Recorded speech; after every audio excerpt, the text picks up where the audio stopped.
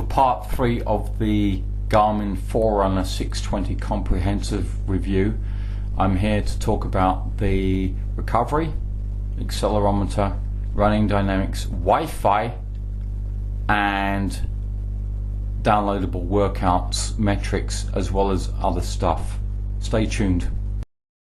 Let's look first at recovery. Now, to test this, I'd be going on a route which I hadn't done in a long time, so I was pretty unfit when I started. You see that it says 44 hours, much longer than for a 3 or 4 mile run, and I'm saving it. And I'd be running back after only an hour's rest, and the recovery, of course, is going to be much longer. But I did this route twice just to show the difference in the recoveries as I was getting fitter. There would be roughly 4 weeks between these two different workouts. Okay, so that's 61 hours. That shows how unfit I was. Here's the second one. Just finishing the run to the mall again. That's good. I just run through hail. I can't believe it. Jesus Christ, the weather here. Okay, we'll save this. Recovery time 31 hours. So that's good, because what it's telling me is that I'm getting marginally fitter. If I remember correctly, the recovery time before was 44 hours.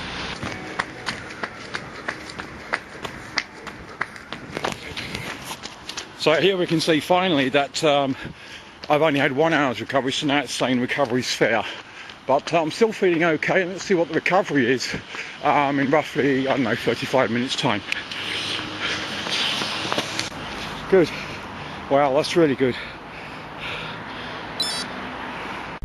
You see, for the second workout, I've got recoveries of 31 and 38 hours for the combined workout, versus for the first workout, 44 and 61 hours. This to me is a definite sign of physiological improvement. So I hope you consider that the recovery metric alone on the 620 is good enough to track fitness, as long as you can remember your own metrics, right? So how long it takes you to recover. Now let's look at the accelerometer, which is intriguing because it's built into the watch, and it effectively replaces the GPS if you wanted to. I'm just here on a basic walk to test out the GPS and also the built-in accelerometer. Let's see whether, as according to the manual, the GPS has actually tuned this accelerometer. Right now I'm coming up to 1k here, and that thing only a few yards away from me is the 1k. It's showing 0.98 of a k. Now walking back to the starting point. So we've got 1k right here where we started, but it's showing 1.18, so that's not really very 1.19 even. That's not really acceptable, but I'm going to jog back and see whether it's detecting, you know, kind of a walking cadence or a running one. Coming up to the marker here for a 1k again, this time running, of course, and 83. That's weird. Really weird. So exactly 1k, but 0.86. I don't know what to make of that. So this is obviously something I'm going to have to look at later on, and I hope that it tunes itself, because they did say that the accelerometer is tuned by the GPS, so that would be a really nifty feature, but it's not fully implemented as I see it here. So I wasn't really impressed with the 620 at that point, but I decided to just go for a straight 25-minute run in conjunction with the global trainer there using GPS, and just see what the exact measurement would be, so on a decent run, and then with the GPS hopefully tuning the accelerometer. It's like 3.06 versus 3.1. Personally, I find that reasonable. It's like it evened out once I started running. Okay, so this was just a casual jog, including in the park, and so it seemed to cope with the hills as well. For me, then, that is a tolerable level of discrepancy right there. For one of my biggest tests of the 620, I went into the mountains to do 3 things, basically testing the running dynamics with different shoes, the GPS caching, and the accelerometer, literally walking inside a shopping mall and just seeing whether the Mackie could handle that.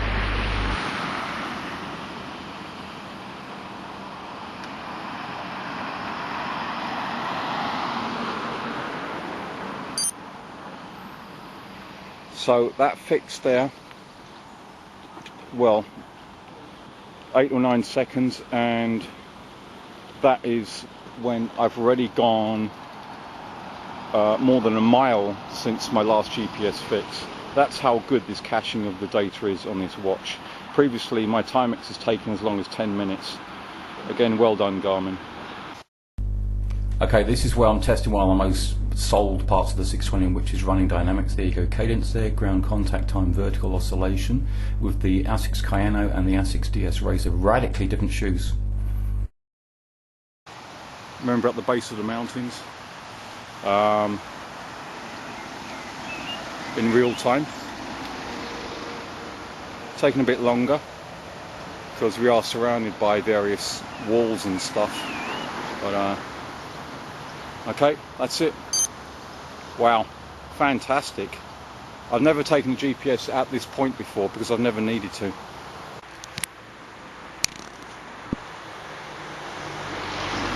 So this is about testing these shoes and then these shoes going both up and down what is a pretty steep slope within the next few minutes. So let's give it a go.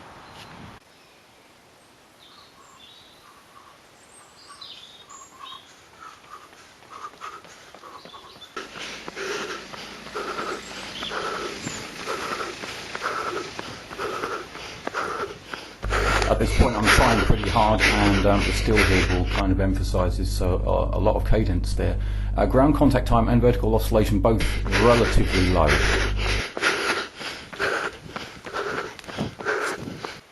I've got little doubt that the metrics are going to be quite different for the run downhill and back to the start to test the other pair of shoes.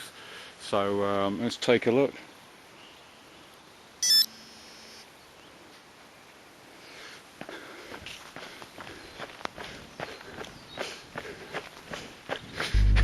As you can see, what would be pretty obvious, I'm running much faster. The cadence is lower, there's much more pounding, and so what we can see here is that the ground contact time 0.27 versus 0.23, and the vertical oscillation much higher because the stride is actually more, as it were, vertical. In other words, less efficient effectively.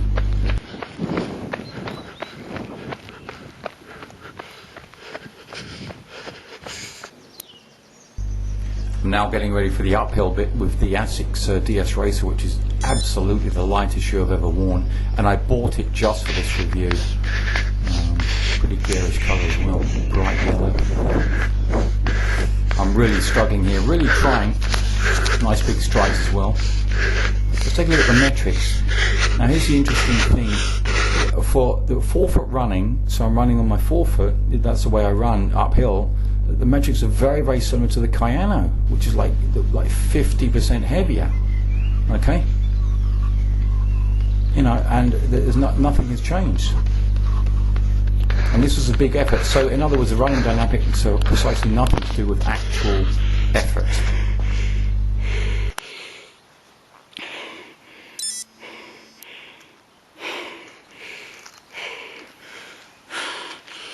That was a really tough one. Now, as before, we're going to run down for a minute or two and then just note what the so-called running dynamics are right there.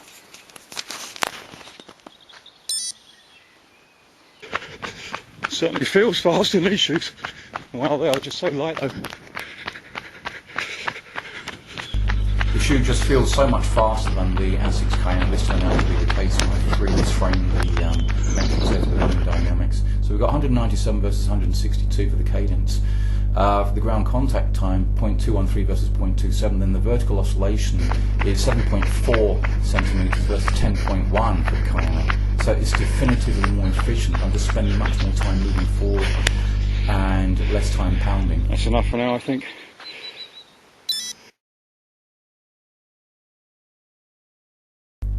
Just to put everything in perspective here, can you see the ground contact time bottom left there? That's pretty high on an earlier run. Once again, for the mountain run going uphill, where I'm really struggling, you know, ground contact time is low, so is the vertical oscillation. Coming back down, there's more of a pounding. You see that vertical oscillation quite high. And then going uphill with the racer, it's much less. So this is proof that the cushioning, you know, kind of helps the running, as it were. And then going downhill, that's very fast indeed. For me, I'm going to imagine then that when you are getting fitter, you want the GCT and the vertical oscillation just to be as low as possible. this more or less proves it, but it's not a compelling reason, like I said, to emphasize it for me to buy the watch. To finish things off on that day, I thought I'd run to the local mall and then actually walk around in the mall to test the GPS and the accelerometer, in other words, to see whether they would sync up, and then do a short jog outside of the mall, and then just see how this looked in terms of the mapping. Approaching the mall here, 6:08 run. Didn't feel like 6 minutes. Anyway, the GPS will now go out inside the mall. I hope it's legal to film in here. At this point, I think I will walk back the other way here to literally see whether the GPS data are going to say whether I doubled back or not. Just been through that enormous mall there. And now out the other side, 0.9, 1.24. 3/10 of a mile, is it possible? So now I think I'll just go around in a big circle and maybe run to the village where we're at, and then that'll be that, another 4 minutes, let's say. There's no indication on the watch as to whether the GPS is on or not.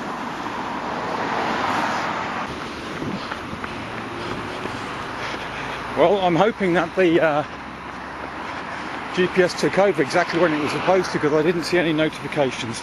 Anyway, that's 19 minutes, the end of what I think has been a pretty good day of shooting and of measuring.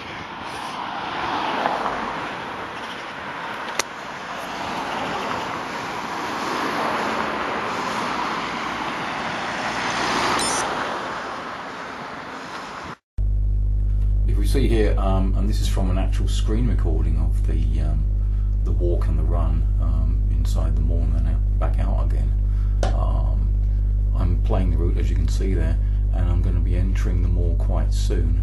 And the vast majority of the distance and direction data were kept, at least in terms of the general direction that I was heading in.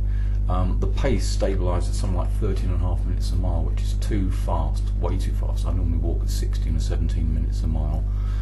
But coming back out, the great thing is it synced quite quickly, and there was only a slight spike in the pace data, as you can see there with the blue line at the top. And then I'm carrying on again with the GPS, of course, running at, I don't know, 7.5 minutes a mile, something like that. And then it's all measuring itself quite well. As you can see that the distance was increasing even when I was inside the mall, so it's all working out quite well.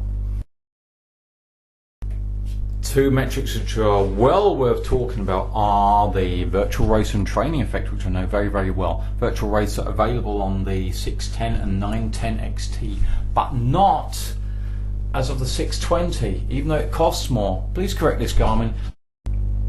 Here's the idea behind the virtual racer. You have your courses here. Here's some of my courses when I was testing the 910 XT 3 years ago.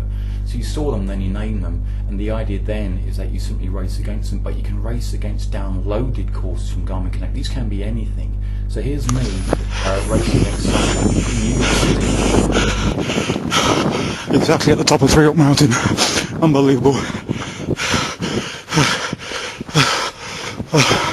I've done it, thank you God. Thank you God for a good workout. I beat it. I beat that guy from Manhattan. 125 or so ahead of him. So my point here is that it's annoying for the 620 not to have that feature when it is inherently available and usable on the 610, its direct predecessor. Now let's look at the training effect, which it most definitely is available. I just love this feature. It even measures, you know, like how I feel psychologically. It's a measure of effort. Let's see this in action. I'm virtually gagging here, getting ready to vomit because of exhaustion. Last 30 yards or so, thank God. What a workout. Holy cow, I'm so close to retching. So, and that's it. So there you can see 4.9 out of 5, very close to exhaustion. A lot of my runs are between 2 and 3.5. One feature that could be of use to some people, not necessarily to me, but it's nice to know that I have it, is the Wi-Fi capability. And this literally allows the uploading of workouts that have just been completed to your laptop or whatever you have available. And here I am trying to get it working at McDonald's and I failed. The idea is that you sync the watch, and then you use the Wi-Fi connection. Now at McDonald's I was unable to do this, and I had to find out why that was the case. So it didn't work there even though there was a signal, and it didn't work at a hotel, as you can see there, even though there was a signal. So I had to figure out what to do, and what I ended up doing was literally buying my own Wi-Fi router, which is there, the Netgear AC762S. Now I'm using this at home, and I happen to really like this modem, by the way, very nice and fast, 4G. It's my network right there. And it's configurable as well, and that's important, I found. That's me finding my own network, of course, which is easy to do. And at that point, as you can see, the second one is the preferred one, and I use that then for the sync. Yeah.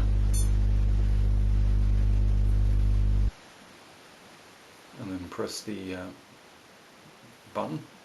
So, searching for Wi-Fi network.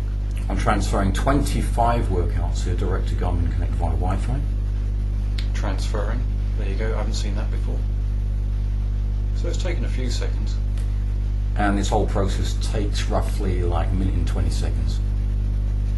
Incidentally, it's working with the router. That's right there. All wireless, of course. And that's fantastic. Transfer complete, and we're all done. One thing worth bearing in mind is that the router can automatically choose the channel. In this case it's channel 13 for the UK and Ireland. It auto configures, but if you have trouble, that would be the one to choose for this part of the market. I'm going to now look at the uploading of workouts. This is without auto upload. Okay, so I've done a test workout, nothing special, just starting and stopping the stopwatch basically. Nothing happens, and then you press the orange connect button. Searching, of course. So this is a single workout, and for me, you know, that's not going to test my attention span too much. And then you want to see, of course, whether it's going to be available on Garmin Connect.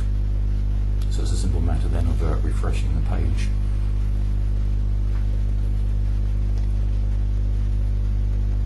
Pressing F5 there.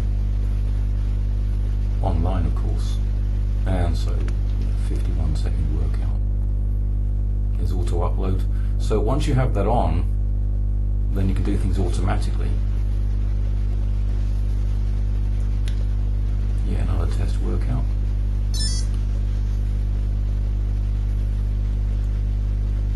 Saving it. Now at this point it should do it automatically. And so obviously you can see those bars there radiating outwards. The interface on this is just astounding. I just love the interface on this watch. Syncing, and then the tick appears there. Let's now refresh the page again, and it says to prove my point.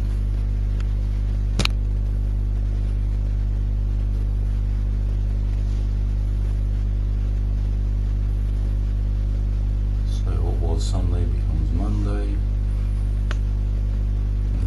It might seem boring, but what I'm trying to do is to demonstrate the functionality. Now this is more involved. I'm deliberately operating the watch in the next room, again with auto upload. Let's see how quick this is. So it was like 5-6 feet away, but behind the closed door. Now will it work, and how long will it take? Those bars again, arrows. Tick, so only slightly slower. And now let's prove it. First page as before, and there you go. There's our workout. So the Wi-Fi works well for those people who need it. It's going to be very slick and a kind of a sexy feature, but I don't need it myself. I use the cable.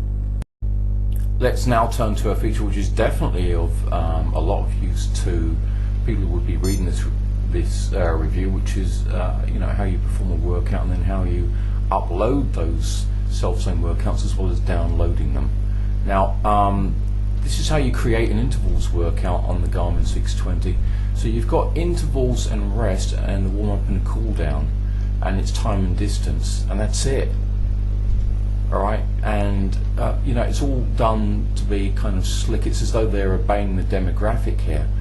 So excuse me, but you know, this is a €400, like 350, 380 pound watch, and why not have something better? This is the 610, so this is its predecessor, and here you can do all kinds of stuff, right? So here I am creating a workout. This is from 3 years ago, by the way.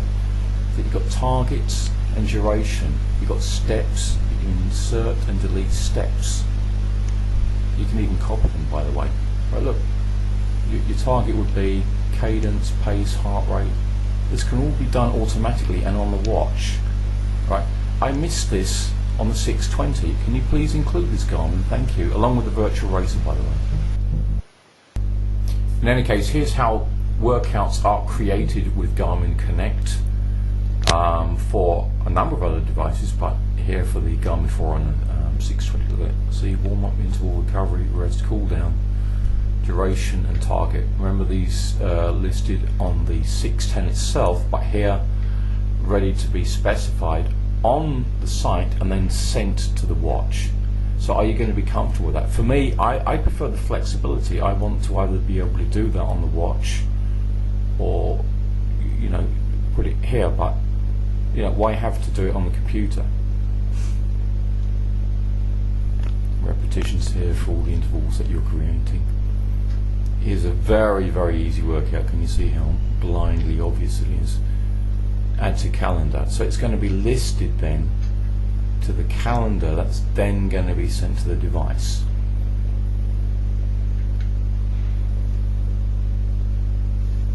But don't forget, that's online as of now. See what it says, send to device.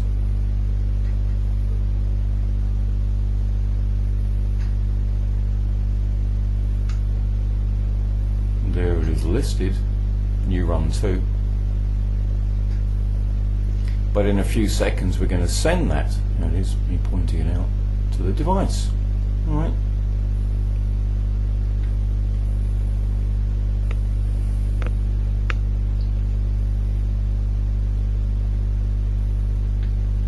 I'm doing this effectively in real time to show how simple it is, simply so that you can see how it's measured, how easy is it to do.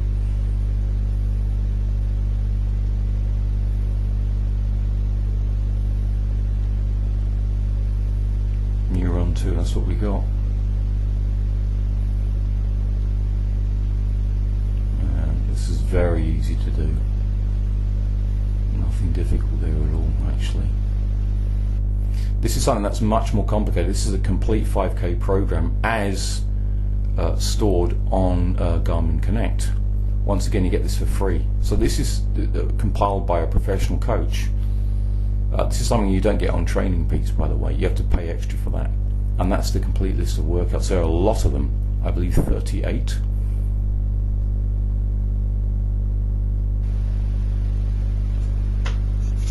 Now this is after roughly, I believe, 2 minutes of downloading.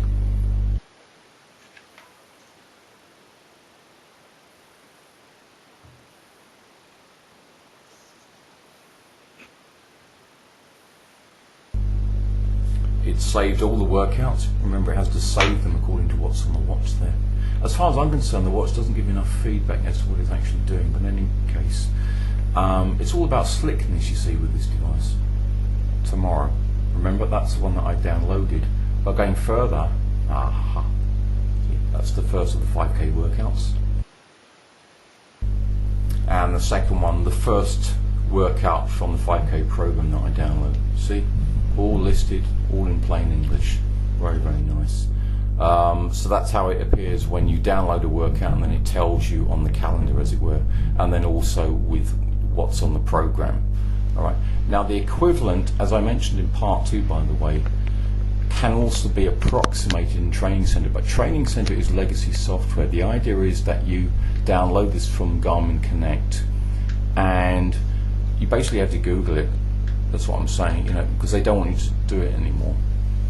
But never mind, if you don't want to get online, or if you can't, then you can do this. You see, that's an example of a workout.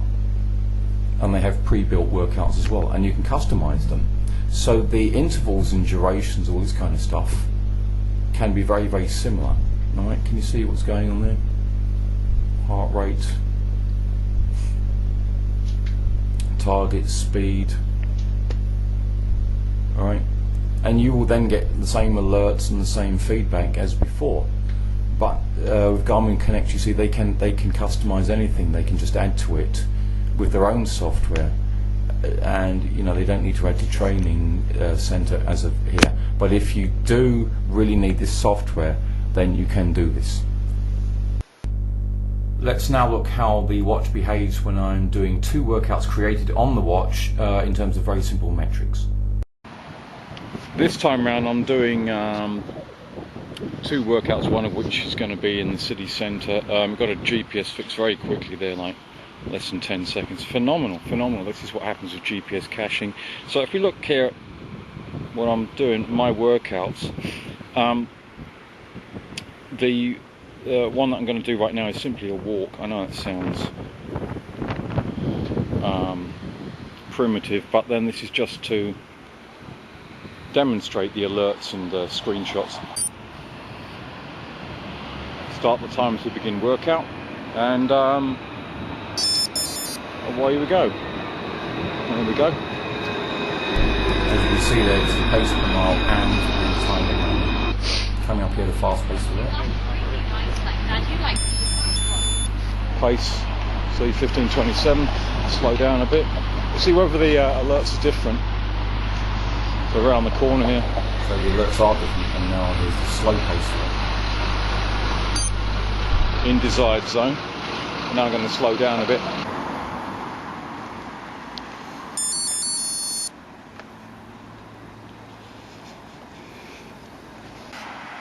So finishing the good. I want that notification. I like that. Workout ended. Save.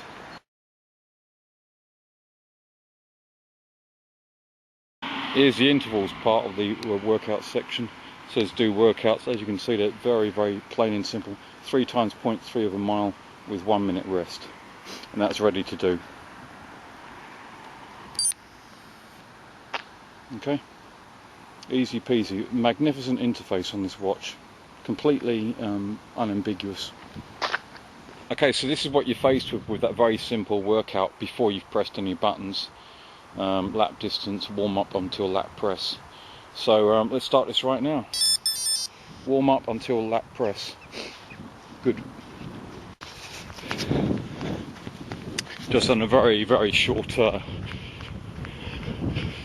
warm up. Lap button here. Let's press that. Run 0.3 miles. 1 out of 3.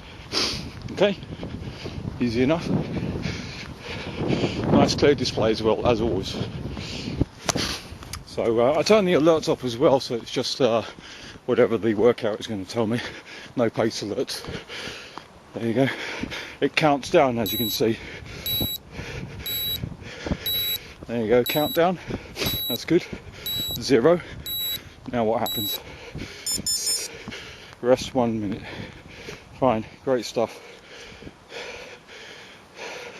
And now a time signal, as you can see there. 1.3 miles, 2 out of 3. Here we go. I'm running quite briskly here. Anyway, this is the end of the entire workout. What I found strange was that after this interval, there's still a rest period followed by the cool down. There's no need for a rest period. Right, it's got me doing a rest interval, but the thing is I don't need a rest interval if I've actually finished the thing, as is shown by 3 out of 3. So that seems to be a bit of an anomaly there. When you finish the session, you don't need an interval afterwards. Cool down until lap press. Aha, that's why it did that. Fair enough. But anyway, the cool down is still after the workout itself, isn't it? See, the great thing is the watch is even telling you how to, finish the workout. Cool down until lap press. Here we go then.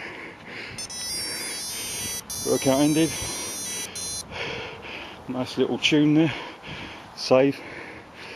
So just under 16 minutes, saving it.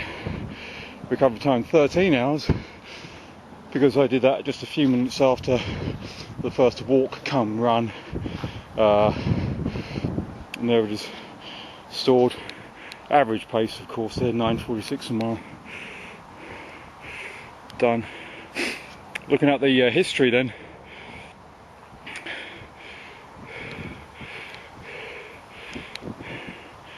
.62 miles. Well, I wasn't expecting anything more than that. And then it says today. Note how it says today. Then today also 0.8 miles, 11 minutes exactly, 13:46 a mile. But then I was only walking with just a bit of running. So there you go, all done.